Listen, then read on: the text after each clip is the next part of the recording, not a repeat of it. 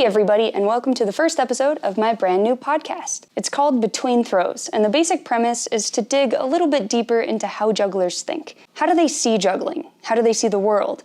What about their lives affects their juggling, and how does their juggling affect their lives? My name is Taylor Glenn. I've been juggling for a little over 20 years. I've won some awards, I have a world record, but more importantly, I'm fascinated by juggling and the jugglers who do it. Because if I've learned anything about juggling, it's that it's different for everyone. There isn't one way to define it, there certainly isn't one way to do it, and there are a lot of different perspectives on it. So Between Throws is hoping to explore what that net actually looks like. New episodes come out the last Saturday of every month, and I'm actually going to stick with this one because I've already filmed a couple episodes, so it's going to happen. So don't worry, it's not going to be like a one-off and then I don't do it. This one will happen. This one will actually happen. It's going to be great.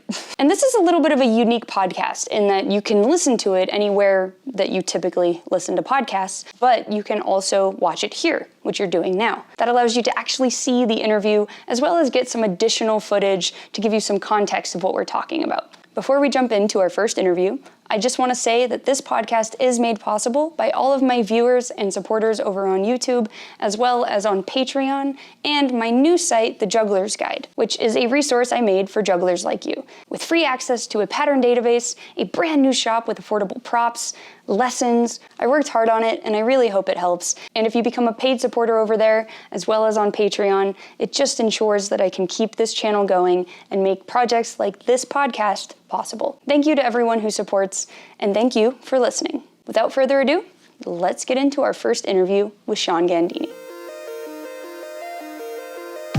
If I have a bad day, I'll come here to the gym and I throw some things and I feel great. I forget about the world. I'm just in this abstract geometrical place. This is Sean Gandini. Sean Gandini is a legend in juggling and in dance and choreography. You've somehow managed to do both and become quite popular and known and respected, which is a whole thing. It's amazing. How would you describe briefly like what you do and who you are? So with Catty, my wife, we've been making things which are juggling at their core for about 30 years. So and we came at juggling in a slightly different perspective to what people were doing when we started. So looking at juggling as a core substance that one could make stuff out of. So a bit like ingredients. And it felt like at that point, everybody was cooking one kind of meal with juggling. And we thought maybe you can cook all these other kind of meals. So we've been trying to make a series of ingredients and trying to make different kinds of dishes from the core ingredient being juggling. But more and more over the years, dancers come in and visual arts and... do you see those all as ingredients then? Like yeah, very much so. And I absolutely adore juggling, but I think I could have got as obsessed with something similar. Right. Or I don't necessarily... I adore it, but I don't necessarily think it is unique in relationship to other things, which perhaps some jugglers do feel like this is the thing. Well, we were talking about that kind of earlier about, getting into a niche thing is pretty similar regardless of what it is. Yes, absolutely. But it is different than not getting into one, right? Like there's something about... do you think that there's something about the type of person who would get into something like juggling? Yes, absolutely. There's definitely a mind. What do you think that is? Well, particularly if there's an obsessiveness. Yeah. Yes. Yeah. And I think that obsessiveness can lead people into difficult life situations. Obsession is addiction. It's even an addiction. And God knows that there are a lot of negative addictions out in the world. So it's probably one of the more positive ones. And there's, for want of a better word, autistic. I don't like the word autistic so much, but a certain neurological state which is conductive to receiving the repetitiveness that you need in order to learn juggling. Yeah. That repeating something. And for me, I remember when I was at my worst with my juggling addiction, there's almost like a drug hit that you get from when you practice 6 hours at the gym. The dopamine. Yeah. And going to bed, seeing patterns. Yeah. Which I occasionally still get. And that's the best. Huh. It's like you see these things and it's, yeah. Are they new patterns? I've dreamt patterns at work and I see new patterns, so I can make routines in my head at this point, which is kind of nice. Huh. Yeah. How often do you then take those patterns and then actually, are some of them just impossible? Yeah. Some are. Like, I'm sure I suffer, as most creators do, of that 3 a.m. idea that you write down and you go, my God, this is good. And then the next day you go, really? At 3 a.m. you thought that was good? But once in a while, there's a good one.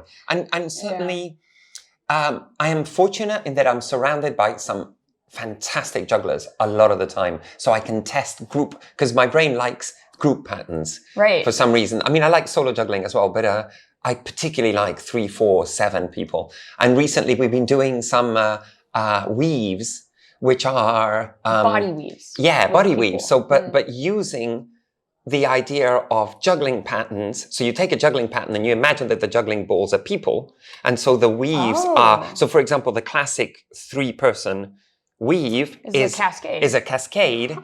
Or if you're more specific, is one hand juggling 3 balls, because the exchange point is just one. Oh. And then it gets into these weird. We were playing literally, but just transforming a 3-ball sink shower into a 3-person pattern. That is weird. And then a 3-handed sink shower, feeding another 3-handed sink shower. Yeah, I know, it's pretty far-fetched. No, it's amazing. Yeah. That's great. How do you, I have so many things to ask about that.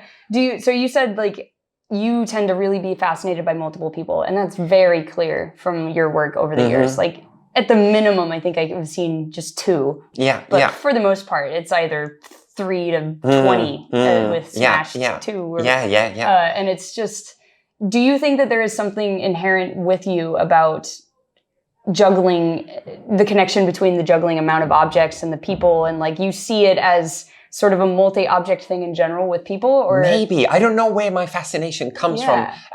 Partly choreographic, because I get that hit, that, because we're talking about almost like that dopamine hit, or almost like a druggy hit of an activity or watching something, and I get it off choreography for multiple people, with dance. Like with dance. So if I watch Balanchine, like, in fact, we just made a piece that's based on Merce Cunningham's choreographies, but the idea ironically came sideways from watching a Balanchine, I think it's called Concerto Barocco, which is to a Bach piece, and it's these, I might be wrong with the amount of ballerinas, but I think it's 6 ballerinas, and they're just making these patterns, and I thought, my God, just imagine just taking the spatial pathways of that Balanchine and having things thrown in between. So that was the starting point. And then I realized that you could map out.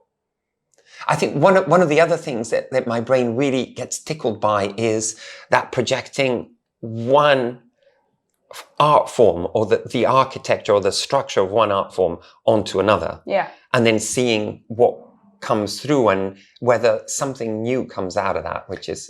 Do you tend to see that as you're putting juggling on something else, or do you see it the other way around?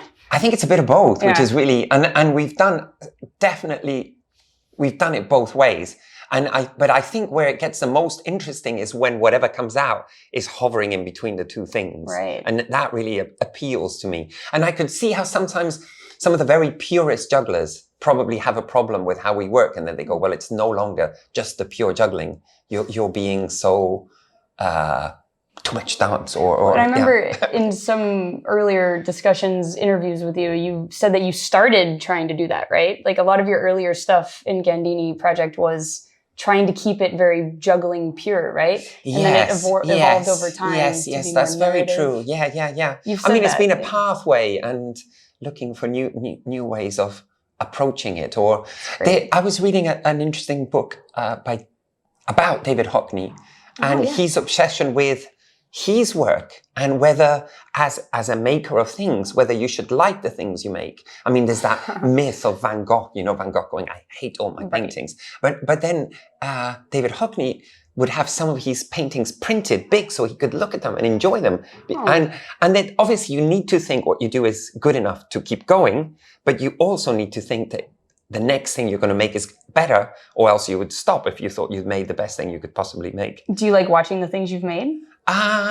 Not everything, not the very recent stuff. It takes me a while to look at the recent, because I get nervous. Particularly the duet I did with Katy, I haven't watched it on video because that feels too close to home and I feel vulnerable with it. The group stuff, I'm almost a little bit separated from, so I can, particularly some of the pieces I've made recently, I've been on the outside, which actually I prefer to be on the inside, but then it's easier. If I've been on the outside, I've already seen it, so it's okay. Well, and you do make so many things with so many different people. And I know even sometimes like with Smashed, you use different jugglers. Mm-hmm.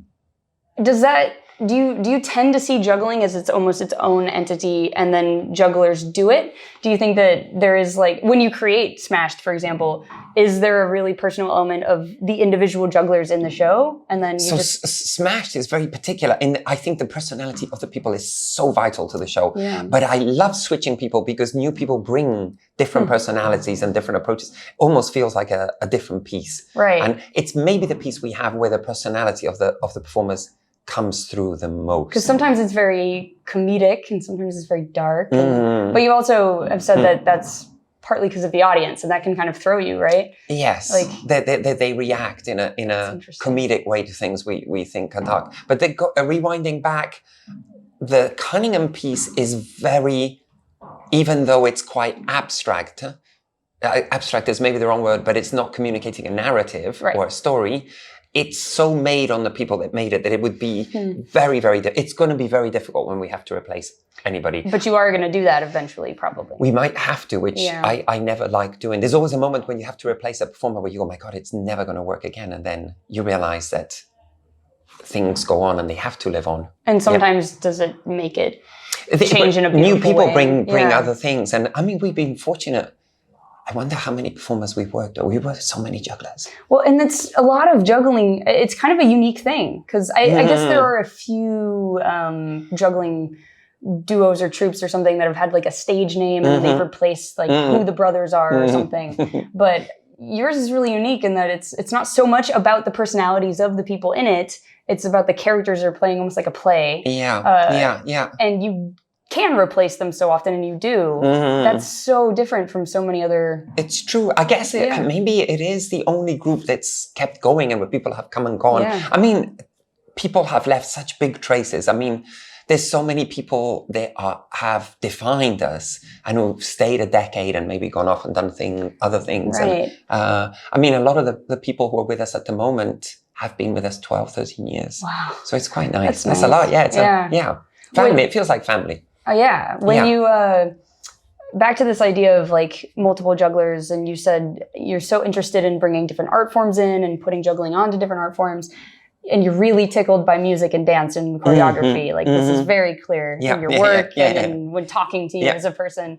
Are you equally tickled by just one dancer, or is it usually a choreography of many dancers? Because your juggling things tend to be more than one person. So are you also equally kind of drawn to that many dancers as well? Actually, I am drawn to that many. You mean a group of dancers? Versus one. Yeah, but and I feel like it's a criticism of myself.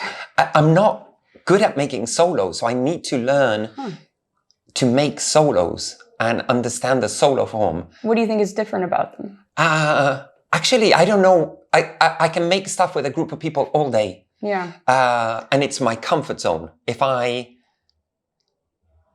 It's something I'm learning to do. And in fact, we have a number of dance jugglers with us at the moment who are very exciting to me in the possibilities they have to do solos. But my default, in fact, I suffer from too many people on stage. I would say if that would be a self-criticism is that let's add another one, or let's echo that, or let's have a satellite on that, or... Interesting. Yeah. Do you feel like one person is too much about the juggling or something? No, because it could be a dancer. No, I think it's more literally, it's just what you're good at. I think I will learn to be better at making solos. That's my mission in life. When you visualize juggling, when you go to sleep and you're thinking of patterns, is it usually more than one person? Yeah. Oh, wow. Yeah. Interesting. Yeah, I really, I force myself, like I make a lot of solo juggling on myself but I normally teach it to 2 or 3 people and then see 2 or 3 people doing it. That's awesome. So yeah. Yeah, cool. Well, and with patterns in general, your stuff really fascinates me because a lot of juggling, just anywhere in the world, is so based on like sort of variability in... There's very little time spent on one trick often or one pattern unless it's like I'm doing 5 balls or I'm doing 7 balls, like very core patterns. Very few people, I feel like you've seen more performance than me. I'm less educated in it, but a lot of your stuff is taking so much time breathing on a pattern, like repeating 1, 2, 3, 4, 1, 2, 3, 4. And you spend a lot of time on those. And it's wonderful and unique compared to, say, a lot of solo jugglers maybe where they're really trying to explore change very quickly. What is that? Well, that's very interesting. And in a way, I hadn't thought about it in the terms that you're saying. But for example, 5-3-4. Yeah. Isn't it? It's just one of the best juggling patterns in the world. It's simple and yet has so much complexity within it. And it was one of the first side swaps that you saw. Yeah, because Mike showed it to me, and we could talk about that. But if I wanted to share the beauty of it with somebody, if I just show them the pattern, they might appreciate it. Yeah. If there's 2 people doing the pattern, you see it a little bit clearer because you're seeing unison. Side by side. Side by side. Yeah. If you have 2 people who are color-coded side by side, you see it more. And then one of the things I'm really intrigued about is taking that apart. So for example, I know we did a piece where we would say the colors of 5-3-4, green, white. So just taking 2 of the balls out of 5-3-4. So in a sense, taking 5-3-4 with 4 people and each person doing 2 of the possible balls and each one saying the color. So I'm adding a sound on top. And my hope is to seeability, legibility. Yeah. Because and we talked about this earlier today, which is that idea that people aren't interested in technical juggling. But I think if it's presented to them in an interesting, maybe it's how it's framed, maybe they are. Yeah. And one of the things about structure and staying on something is, I think that legibility. Can you make something complicated exciting to somebody that's reading it? Right. That's an interesting challenge. And well, do you tend to see juggling with that sort of, it almost sounds like synesthesia, right? Like the colors. Yeah. Like, do you naturally feel like you see that, or is that something you're just always trying to add in order to make it accessible? I think I'm adding the synesthesia, although I do quite like, there's that marvelous correspondence between Kandinsky and Schoenberg about I think Schoenberg talked about the sound of Kandinsky's paintings, but I don't know if Kandinsky talked about the colors in Schoenberg's music. But I think that is I'm really fascinated by the orbits within patterns and how the orbits can help you in. Yeah. And like windows. Yeah. Framing. It's frames, isn't it? I mean, we had in spring, we had this piece that was so complicated, but it was 2 7-ring passing patterns that were color-coded, but they were 2-sided rings, so they were mirrored. So there was a 7-ring 2-count classic and 2-count there. One couple doing it right-handed and one couple doing it left-handed, so you would see. And then, because the rings were double-sided, the jugglers would change the rings in time with each other to this like techno music that was written in 7/8. So that the beats of the music, 1 bar of the music, it was 1 repetition of all the colors going from one juggler to the other. And maybe it was too complicated, because to me it was so ecstatically, beautifully uncomplicated. And at one point the music kicks into A, and we changed the juggling pattern exactly at that point into a 8-beat popcorn. And it was totally nerdy. And it was based a little bit around the idea, we were talking about magic earlier, of an Emsley count, which is a way of, you show 4 cards, but actually you show one of them twice. So in fact, you have an extra, say I have 3 faces and 1 card turned over, but when I show you the cards, I show them in such a way that I look like I show you. Right. And it was the same idea that psychologically, right at the end, you think you've seen all the colors and a yellow appears. And my idea was based on that magic thing that somehow you think that there couldn't possibly be another color in there. That's great. Well, you did magic. Like, you started in magic, right? Yeah. You started street performing in magic. You said as a kid you were really into magic. How do you feel like that? There's a lot of like sometimes struggle between magicians and jugglers, at least in America. I don't know how it is here. But I think it's fascinating that you started in magic and came over to juggling. How do you feel like that affected even just the way you see juggling? Because I imagine it's different. For me, in some ways, they're so similar. Right. The obsession that we were talking about earlier, that I know you know about the obsession. You've lived with a juggling obsession. It's a drug.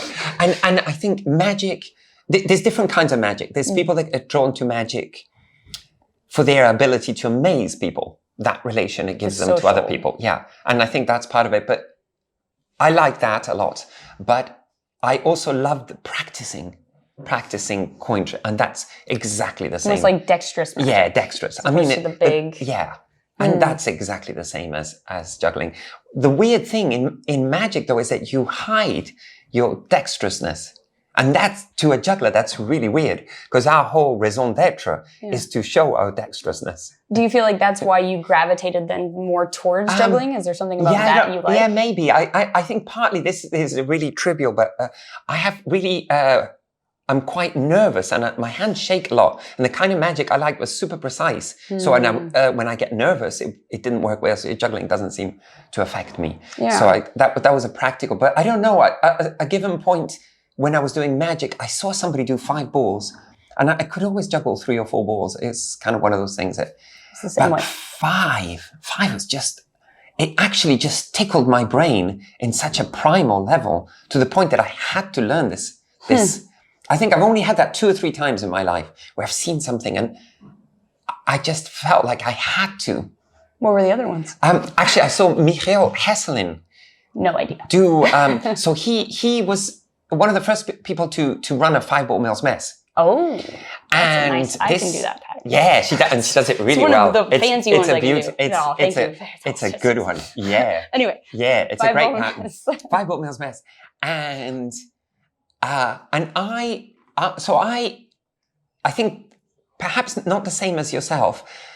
When I got into juggling, I didn't go to juggling clubs or didn't have the social side. In fact, it was a very individual quest, and I just would practice in the park or in the gym on my own. And in fact, were you the same? For the first couple of years until I found it, and to me, when I first found it, it wasn't necessarily a joyous thing because I went, "Why are all these people doing the same thing as me?" I didn't like it necessarily. I still have an ambiguous, because some people I know find a sense of, a very nice sense. I mean, I love other jugglers and I work with them all the time, but that room full of jugglers, ooh. Maybe we have to move our arms. Yeah, it's wow. Wait, there it is.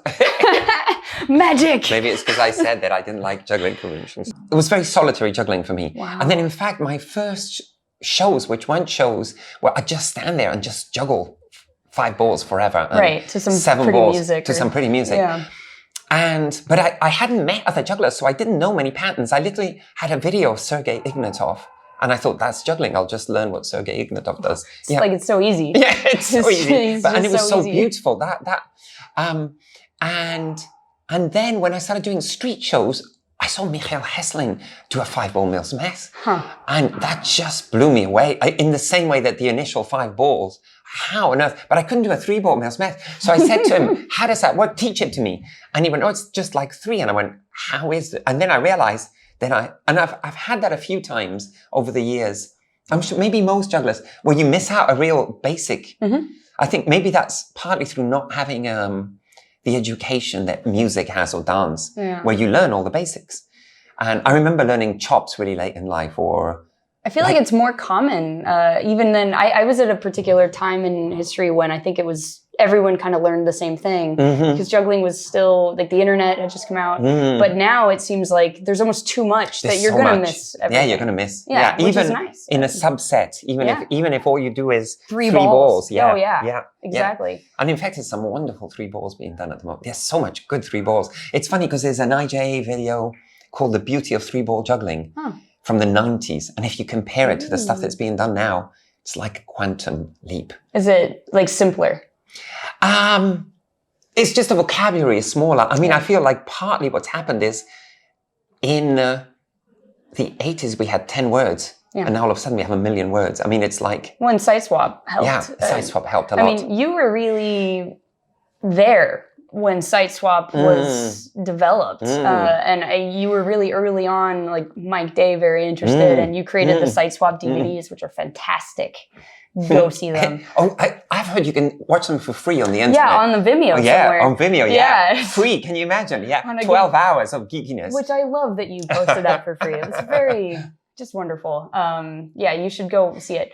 But what I almost, and sometimes I see like juggling history as like pre-site swap and post-site swap, because you can almost see a boom of certain type of juggling happening. What do you feel like was the biggest difference for you and like how you approach juggling pre-site swap versus post-site swap, if there's anything? Yeah, but I feel like there's also a further step, which is the post-site swaps. But first, if we just get site, I mean, it was more the revelation that there were all these patterns. Right.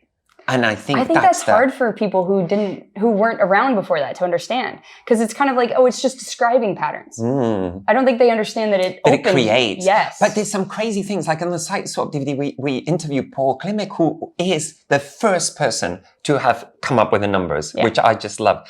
And he talks about doing 4-4-1, maybe for the first time. And it's such a fundamental, like all our dancers in the cunning piece, they do like you go a 4-4-1 or one of these, and it's like basic vocabulary. But to think that it's only just over 30 years. That's crazy. And 5-3-4, I joke that there was a point where I think there was 5 of us on planet Earth juggling 5-3-4. Isn't that mind-blowing? Only 35 years ago. So then it all of a sudden says there's all these patterns. And I feel that there's a little period. I don't know if you had this, but I remember getting an early computer and there was different fonts. There wasn't just Helvetica. Yeah. And so writing my mom a letter with like 28 fonts, which, do you know what I mean? Because so at the beginning we're like, there's site swaps, let's use all of them.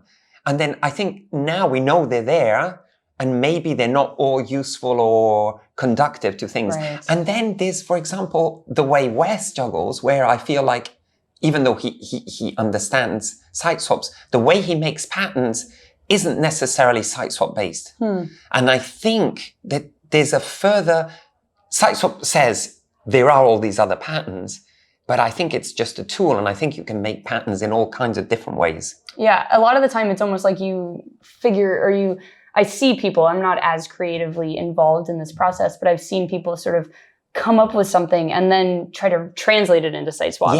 As opposed to almost in some ways it started as site swap and then you translate it into juggling. And for you, it's probably extra interesting because I'm sure you understand a lot of music theory and music notation theory stuff, right? Because you're very into music. It's super weird that juggling is so much newer than that. Oh my God. But so much like early music notation, 1300. Right. Like, imagine if there was like, in fact, in the duet with Cathy, we do a little bit of that imagining. I mean, I imagine a fictitious juggling history. So medieval jugglers and I mean, there is somewhere along the line a parallel history. Like, for example, ballet comes 18th century. Some of the French royalty got really into ballet. Right. And so ballet got institutionalized. And the reason ballet is in the Western world, the form it is because of that little period. If that same king, if that king had been into juggling, so the world would be full of these juggling houses. Weird. And there'd be ballerinas on the street corners, you know, with little, setting fire to their point shoes going, this is my final trick. Please watch me. Really watch me. Wow. Yeah. It fascinates me that. And in a way, but then it means that we're in the golden age now. Right. We're getting to see when it really... Yeah, it's really amazing. 30 years is not very much. No, just writing down patterns is only 50 years. If that. And 20 of them or 10 of them were just weird words that didn't really translate. It wasn't a language. No. Yeah. No. And now we have many different ways of documenting patterns and so many, and people coming at it from all kinds of different perspectives. And then the actual definition of juggling also, obviously, opening out to... That's what this is all about, this podcast. That's great. Do you, as somebody who really has seen and understands the core difference or relationship even of like music notation and site swap, like looking at both of those objectively, is there anything that you sort of like an aspect to music, the way that they communicate it and write it, that you kind of wish that we had in juggling or that you'd like to see happen? Maybe not tangibly exactly what that solution is, but just some aspect of being able to communicate music that we don't have yet, if anything. I don't know. That's a really interesting, I mean, it's very interesting. We've been working with orchestras recently and just seeing how we worked with this amazing conductress called Karen Camerson. I'm mispronouncing her second name. I'll call her Karen. Amazing conductor. It's called Karen. I know Karen. Karen, no. You know Karen. I know Karen. But Karen sits down with a room of people that she's never met before, and she goes, let's go from bar 40, and then they're straight in. And that is an amazing phenomena where if we have a group of people, the people that we work with regularly have a common vocabulary. But if most of the jugglers I meet, one needs a moment, apart from even assuming people know side swaps, there's dwell time variations, there's so that everyone common, does it different. I mean, and that's maybe to do about jugglers being individualistic and circus performers being individualistic. Like intentionally? Or just... well, there's two levels on one is the obsessiveness. Okay, so that's just you in a room and your objects, and maybe outside of the performance context, that's good for your brain and it's lovely and it's great. Juggling is I mean, I know for me, even now, I've juggled probably almost 40 years. If I have a bad day, I'll come here to the gym and I throw some things and I feel great. I forget about the world. I'm just in this abstract geometrical place. So that's the solo, like the personal relationship to the neurophysical act. Then there's the artistic thing, where one encourages juggling artists to be unique, which is great. But there's another side of the art form, which would be the ensemble thing. And that which is what we do a little bit. And that's a different thing. You need a common vocabulary. And in that sense, I am envious of both classical art form, classical dance forms like ballet or orchestra, where there's X amount of people who can go from page 40, bar 6, and some of that straight in. I guess it sounds like what you're saying is a lot of that is not so much to do with how we communicate it, but just the core essence of it. Like you can just, I can sing a note if I know what the note is. But me throwing a 5, even in side swap, is going to be different than your 5, and the amount of time I hold the ball. And that's all going to look slightly different. And people learning, like dancers learn other people's phrases very quickly, and they can reverse them very quickly. Well, it's changed. That there is a wonderful generation of circus students coming out of the schools that they can do this. But where you go, let's do 3 throws of this, take a step to the left, turn, and then 4 throws of that on this music. 5, 6, 7, 8, go. And and I mean, dancers do that so quickly. In relation to the music. In relationship to the music on the beat. Right. So you're not having to describe so much like now. That's nice. Yeah, I know. But then it is also one of the beauties of juggling is the individualism of the performer. So I'm torn between both things. The selfishness of the stuff we're trying to make and the fact that people enjoy being creative. Yeah, I mean, do you find them as exclusionary fully? Well, I mean, interestingly enough, we've been working more and more with dancers who juggle. Right. Because they also come from a culture where they learn other people's material. And for example, one of a most extraordinary performer, Erin O'Toole, her name is, and she's a ballerina. And she joined us almost 10 years ago to do 4x4, the ballet juggling piece. And she's been learning more and more juggling, and she's a really good juggler. She has no ambition to make tricks or do tricks per se. She'll learn the tricks she needs for the shows. And I think she enjoys juggling. Right. It's more about the craft. But it's a craft. Yeah. There's very little, apart from in our small world, or maybe in traditional circus. And I don't know if this is a good or a bad thing, of craft interpreters. A priori, if you go to circus school, you're not necessarily an interpreter. You are a creator. Do you feel like, there's often this sort of division between sport or technical juggling and artistic juggling? It's a thing. It's a whole thing. Do you feel like in some ways that more sporty side is more just the kind of that mindset you're talking about, that crafty mindset versus the...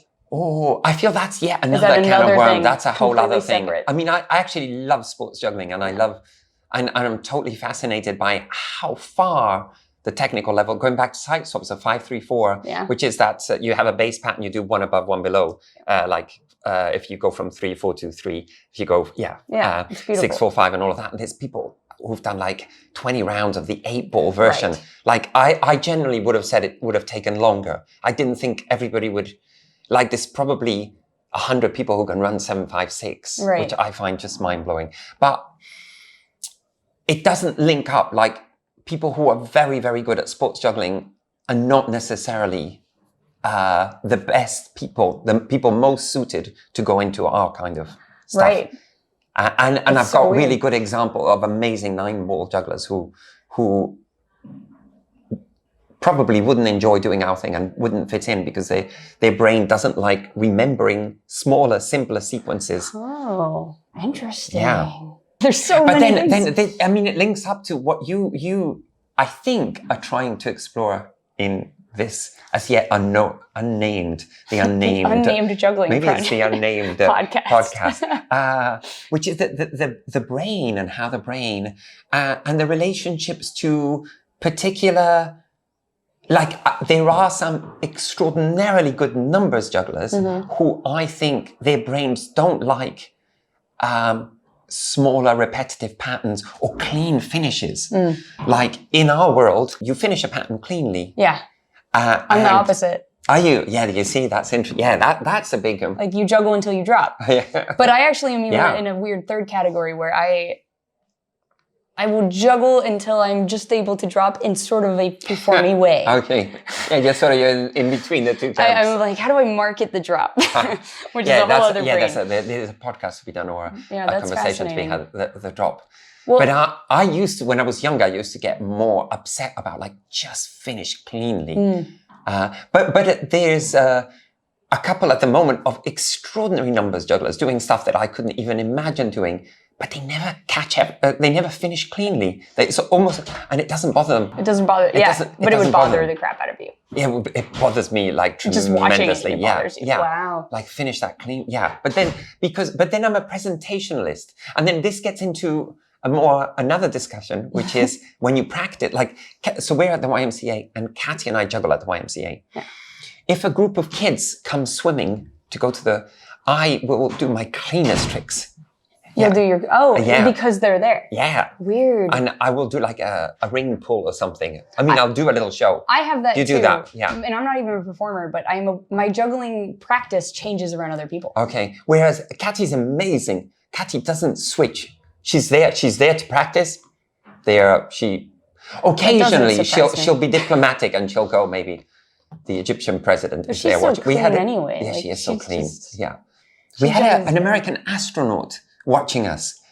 And in fact, we were all trying to do our best because he stayed to watch for about an hour. Oh. And I whispered to everybody that he was the astronaut. He didn't say, I'm the astronaut. Yeah. Wow. Yeah. But yeah, Katy's so clean. She's so, I don't think that I can't imagine Katy dropping. I know she has, but she's just so... I know, she's so... calm. Yeah. Very calming. Grounded. Hopefully I can get Katy on this at some point. Yeah, we'll try and convince her. We'll do it, yeah. Yeah, there's so many threads there. That's... one of the things that I've always wondered with the way that you see juggling, because you clearly do visualize it with more than one person. I think we've already said that.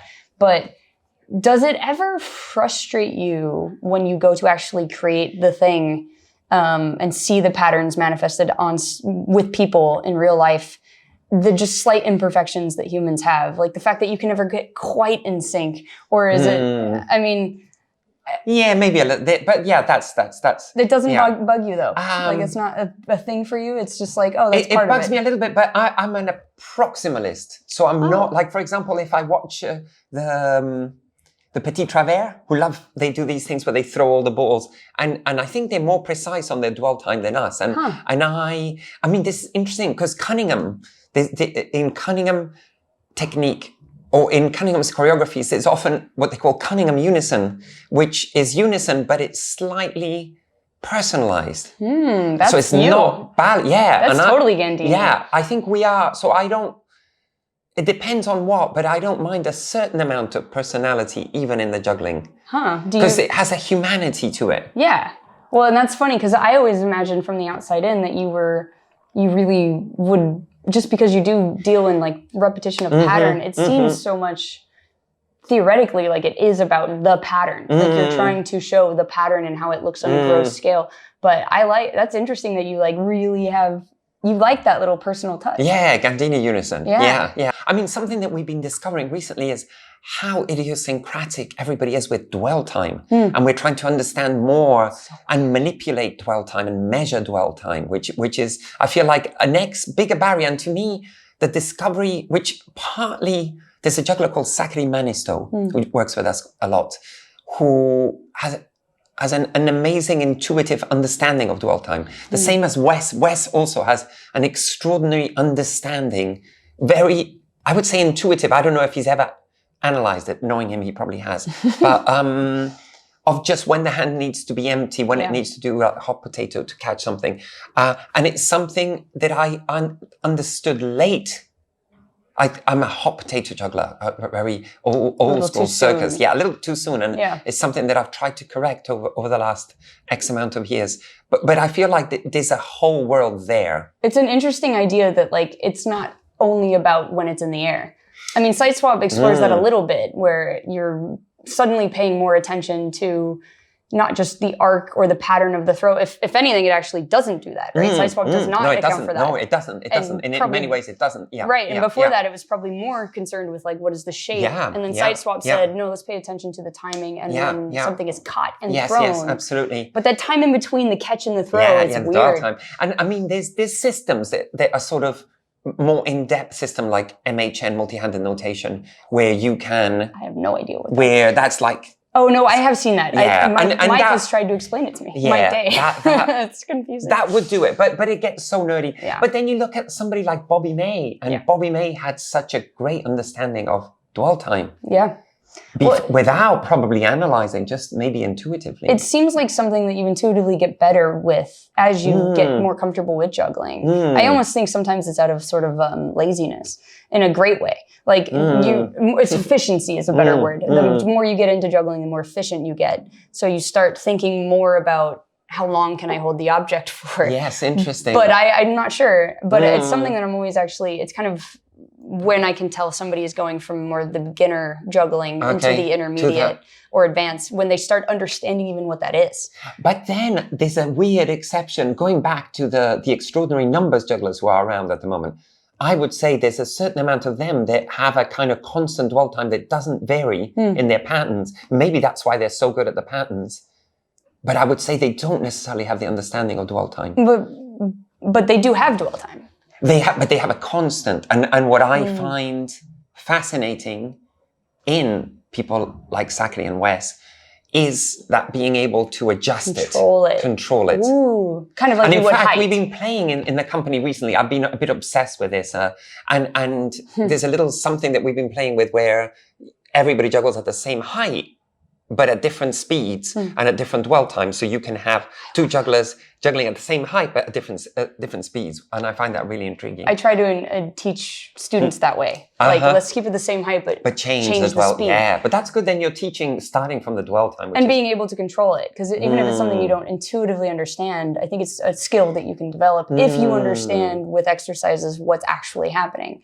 But it is interesting that, yes, the ability to control it is a nerdy skill within the skill. A skill within a skill. And it's probably one of those, like one of the pieces I've been wanting to make for a while, which I haven't made, is a 3-ball cascade piece. There's just all dwell time distortion. So 2 or 3 people in unison. And there's a weird, nice, one hand has hot potato, one hand has cold potato, and it looks like a limp. And actually, if you show it to somebody, they'd think you're a bad juggler. So it's these very nerdy... I mean, there's a separate conversation, and I'm not necessarily the best person for this conversation, which is about the optimal teaching of juggling. Of course. And juggling and education. And I mean, you do so much teaching, so you have a good insight into... Yeah. In certain ways. But I'm learning every day. So then, because I feel in my life, I feel like I'm a slug. I leave a trail. Well, no, the slug is a bad word, but I leave a trail of jugglers, of people, because I love teaching people to juggle. Yeah. So I leave, and you must leave a bigger, like a comet. That's nice. A comet that leaves constellation of jugglings behind. Yeah, space trash. No. But juggling trash. But there's something nice. You tend to do it so personally. Sometimes people will come to me. You taught me to juggle. Oh, yeah, you haven't met them. Okay, yeah. It's really strange. Yeah, that's a very different from me. Yeah, because I love it because I meet people that I taught maybe 15 years ago. Oh, there's a lovely gentleman who juggles here who he already juggled, but we pushed him and he loves it. The obsessive mind. You have to have something like that. It's interesting. It's kind of the difference between somebody who can juggle and somebody who is a juggler. Yeah. It's that obsessiveness. Because there's people who I see who make great jugglers and they quickly learn and then they move on to something else. Why is that? I have never understood that. I'm like, you're obsessed with other things. Okay, so here's an interesting question, and I don't know the answer. Is learning quickly dissuasive to diving deep into a skill? Is having some ardor or hardship in the process of learning conductive to getting good at it because the challenge? Well, I mean, we could look also, it's not quite the same, but I was curious to hear, like, you did have a very unique upbringing. You grew up in Havana, in Cuba, with very alternative lifestyle parenting and all that amazing. It's so unique and interesting, and you got really into magic. And is there something, if you had to pick something, like one thing about your surroundings or your parenting or whatever, that if you took out, you think would drastically limit the possibility of you becoming a juggler? Like, I don't know about becoming a juggler, but becoming an artist. Yeah. Certainly my parents were so giving and so generous. And I remember we had this quite extraordinary Portuguese man who'd just come back from fighting in Mozambique or something, was staying at a house in Havana, and my parents were away, and he came to pick me up from school, and we picked up all these bits of tree, but huge amounts, and we just made this, we turned the whole house into like this modern art exhibition, and with trees, and kind of hammered things into the walls, and a rational parent would go, what the f***? Yeah, your parents did that with you? Yeah, my parents came home to that, and I remember my mum going, oh, Sean, that's so wonderful. Wow. Whereas I think the average mum would go, what the hell is going on here? What have you done to the house? Yeah. But I think so, and Kathy laughs at me sometimes that my default is to assume that people will like what I'm making. And I think probably artists come in all from different molds, because there's the other mold where is your parents haven't given you that, and your artistic mold is to show them that you can do it. So you're coming with I'll show the world. Whereas to me, in fact, I have suffered from it when people don't like things. Why don't you like them? But it affects you? Yeah, of course, yeah. You really internalize it? Yeah. Does it change the way then you make the next thing, you think? No, because eventually I deal with it. But I have an initial difficult... With age and time, you've had enough people criticize what you do that you get strong. I mean, we've always been quite stubborn, because early when we started making stuff, that people were like, what the hell are they going to Sean and Kathy different. Doing? It was very, very, very different. Going back to juggling conventions and all that, when we showed our early stuff in the context of the English juggling conventions, it was so controversial, like so controversial. I remember we did one show it was a British juggling convention. It was in Birmingham, and I wanted to do half an hour, and they wanted us to do 10 minutes. So I came to the negotiation that we would start the piece at the interval. So as people were leaving, we would start this like ceremony thing, and then just go for half an hour. And then when we finished, it was quite both disturbing and interesting, in that half the audience were booing us, and half the half the audience were clapping. And it was really, and I remember we did another one in those early days, this must 93, 94, where we put a suggestion box out, any thoughts, and there was so many people hated it, pretentious rubbish. And actually at that point, we kind of fueled on that. It was like, I'll prove you wrong or something. Yeah, that feeling that you were talking about though. Yeah. That negative feedback that maybe some kids get. Yeah. But I knew how to take it from that world. I was bad with the critics. The first few bad reviews we got, they really hurt me. More of the general public. Yeah. Do you think that part of you is maybe looking for their approval more than jugglers? Yeah, maybe. Yeah, it's a strange. I mean, it's if you are a public artist, it's a difficult thing. How do you deal with? And most stuff gets bad reviews. I mean, if you look, dealing with reviews is a difficult thing. It gets easier with time. The first few bad ones we got, I was so angry. I would have. Yeah. Well, it really fascinates me how fascinates me how you always, like, a lot of your work is very inspired by like a choreographer or some sort of artist in some way. And especially more recently, like you're really homaging, or recently in the last 20 years as opposed to the earlier stuff. And it's usually something external from juggling. And I think it's really, it just occurred to me, like, have you ever considered, or how come you don't ever seem to do homages or direct to like I sometimes think that Bobby May, or it seems like it reveals a bit about how you see juggling versus the maybe that the relationship. Duet, maybe the duet that we did recently with Cathy is our reflection on juggling. And but what is it about that part that you want to take more? I mean, it's partly to do with what you were saying earlier, that even artistically, juggling has this very small history. I adore Bobby May and I adore Sergei Ignatov and so many, Francis Brown, Michael Motion. It's short and it's it's a different form. So. And it's usually individualized. Yeah. With one person. Yeah. Minus circuses, but it's a different thing. It maybe doesn't have the breadth that dance or theatre has had, because dance or theatre have had 2,000 years to grow it. Do you feel like that's why you tend to take inspiration from those things? Is that it's a piece that you want to sort of add to juggling, to be like, look what you can do and look what they've done? Maybe, I don't know. Or is it just it's just what gives you, what feeds you. I mean, what feeds your imagination? In a way, everybody's feeding their imagination somewhere or other. I mean, it's funny, it leads into those complicated relationships of where you take and are you copying or are you not? And then I feel like some of the great artists, they're just taking so far away from the source. Yeah. Like if you're painting a tree, then the tree doesn't mind being copied. Right. It could say you're copying, you're using me. That is a fascinating discussion. I almost see your stuff, it reminds me of like a cinematic universe. Like you're existing within the universe of, what's her name? The one that smashed was... Oh, Pina Bausch. Pina. Pina Bausch. You're in the Pina Bausch universe. Oh, yeah. And you're in that, and this is how things sort of work in that universe. Oh, yeah. And it's really, more than like a copy or something. But that's how my brain immediately saw it. I was like, oh, that's cool. It's like, what if we got to see? Maybe it is. Maybe we are imagining alter egos for juggling. Because in some ways, what's great is that juggling can be a blank canvas. Yeah. And because so little has been done with it so far, and there's some great stuff being done at the moment, that we have all these possibilities. I mean, I have so many, like my notebook of ideas for pieces is so never ending. Do you think there's something different? I mean, there clearly is something different, but what do you think it is that makes you somebody who wants to explore all those different alter egos versus somebody who does the same act over and over for 60 years? Like Chris Cremo or something. Is there something what about your brain you think makes that different? Oh. I mean, partly if I go back to my childhood, I was always very much encouraged to be creative. And my dad is a great lover of experimental art.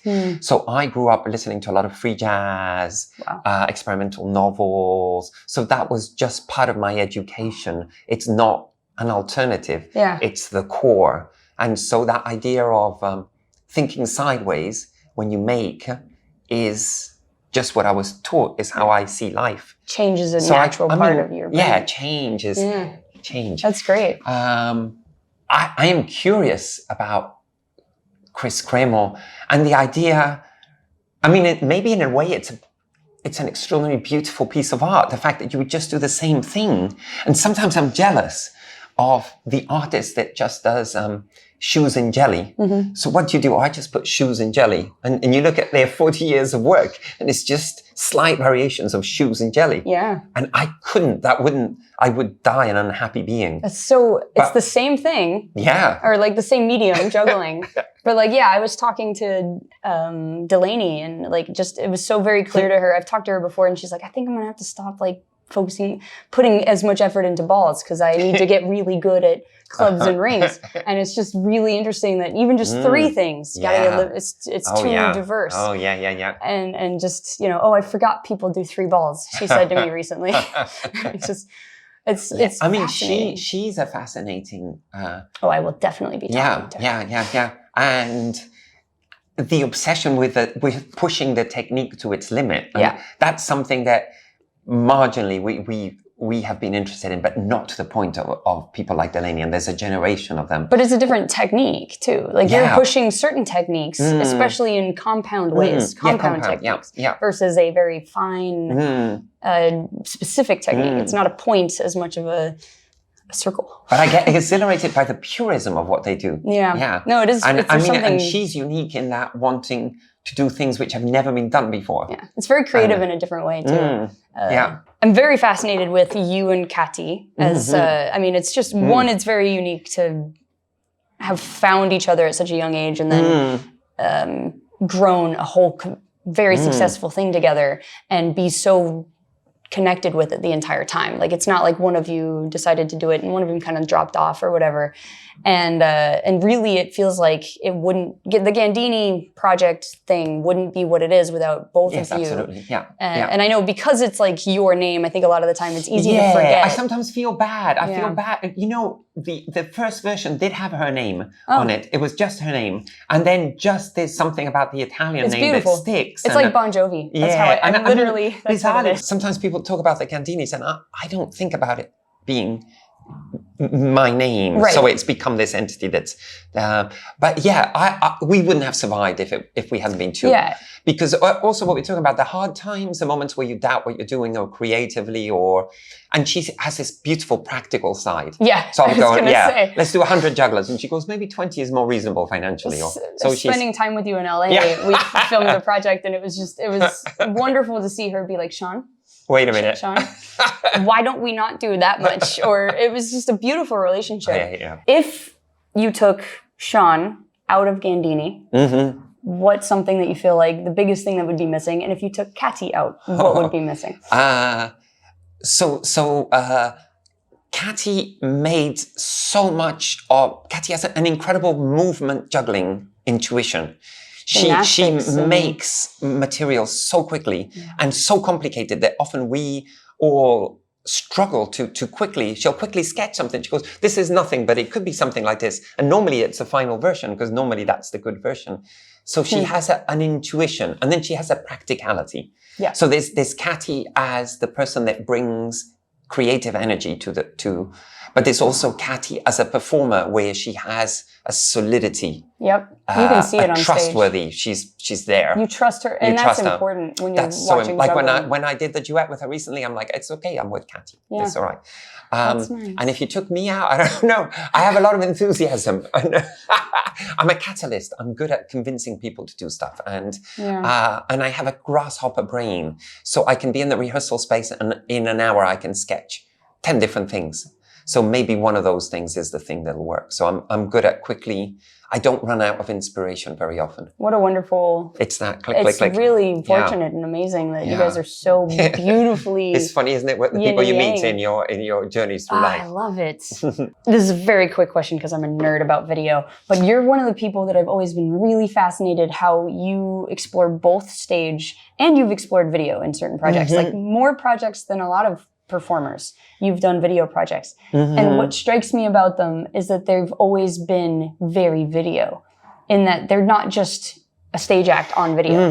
You're using the video. You film from above. I think you're the first one I saw. Oh yeah, filming from above. Yeah, you did that beautiful filming from above. That gets sent to me. Well, that's the one, But that's like, I was thinking about that. Like, I'm sure that's where I was obsessed with that so early on in my juggling. And I was like that, I absolutely saw your, I juggle video. The I juggle. Yeah. And it's gorgeous. and it makes juggling look so different. How does your brain, how are you able to do both? They're so different. Actually, I feel like it's framing, and it's that think of thinking just as juggling being an ingredient. Yeah. And because I'm interested in art forms, I mean, when you were saying whether you watch things, I am dissatisfied by cinematic output, and I feel like there's so much juggling. More to be done. If only there was a filmmaker out there we could convince to make it. but I feel, and you're doing great work with that, but I feel like... I have a different aesthetic though. It's I'm not as artistic. I'm very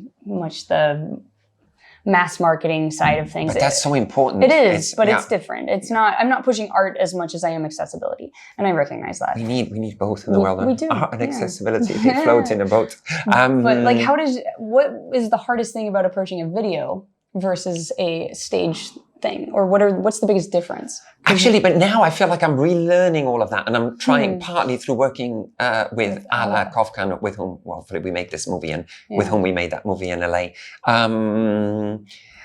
It's so different. It's a different thing. Yeah. And it's how you frame it, where you look at it from.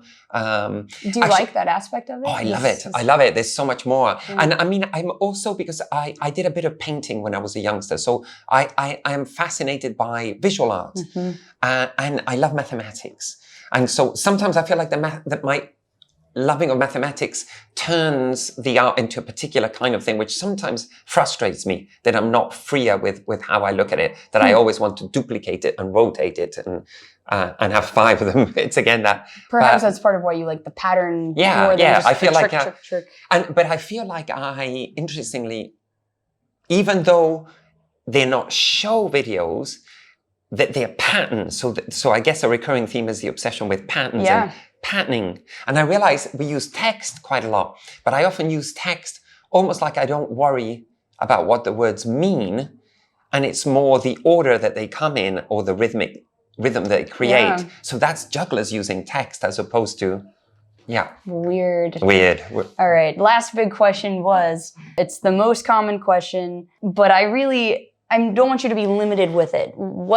What does juggling actually mean in your mind? Not trying to please anybody, like this is the right definition. Like, just if I say juggling, what does that actually it's feel like? Throwing and catching. Throwing and catching. That's interesting. That's it. It's really simple. I love all the other stuff that comes out of it. But see, I don't want you to worry about that. I just wanted to know. It's just throwing and catching. That's great. Like, I get here to the gym, I take 3 balls and I throw a big cascade and I play with dwell times and that's it. And everything comes out of that. That's so cool. If somebody had never juggled before and never seen it before, and you had to just describe it to them, the feeling, not the action, but like what it feels like to juggle, what does that feel like to you? It's an alien. Describe an alien. The pleasure. Describing it. And they can't see it, or somebody. I mean, there is a forcefulness to it. It's an active thing, and you are controlling things outside your body. That's super important, and that's really radically different to dancing. Yeah. Dancing, your body's moving through space. And in juggling, you are controlling things in space outside of your body, which is quite extraordinary. And you're dealing with gravity, and this is intellectualizing it. I love it. But the deceleration and acceleration and parabolic arcs. And how it's not linear. It really confuses It's quite magnificent, really. You're mathy. You're more mathy. It's mathy. No, I see it that way, but I don't understand it. Like, I understand that it gets slower. Oh, yeah. And then, isn't that beautiful, though? Like, beautiful. Even just the throw of one ball from one hand to the other has such fundamental physical implications about our world and gravity and... and control and cooperation. Control. Yeah. All of that. That's wonderful. We chose a good hobby. Yes, we did. I mean, I wouldn't get to meet somebody like you. Oh, no. Thank you so much. Thank you so much. It's very nice. I could talk with you all day. So. I know. Maybe we'll do it again. We'll do it. Yeah. Oh, thank you. Thank you. You're the best. Thank you so much for listening to the first episode of Between Throws. I hope you enjoyed it, and I hope you got something out of it. And I hope it gave you some questions to ponder as you think about what juggling means to you. How do you see it? How does it affect your life? And how has your life affected your juggling? Make sure you check back on the last Saturday of every month for new episodes. Thank you again to my wonderful guest, Sean Gandini, for all of his insight and for letting me pry into his brain a little bit. For more about current Gandini projects, as well as showings, make sure you head over to GandiniJuggling.com. If you have a suggestion for a juggler you'd like to see on this podcast, leave me a comment telling me who you'd like me to interview, and we'll see if we can make it happen. The Between Throws intro song is a wonderful track by the artist I Love called Gem.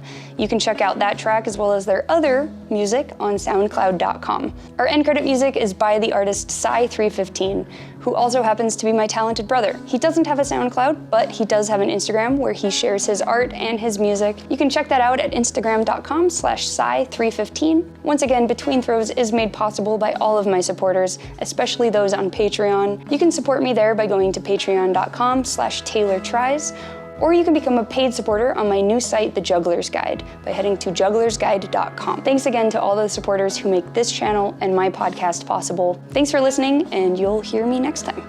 Is that a silly outro? I mean, I'm not gonna see you next time, and you're gonna hear me, so you'll hear me next time.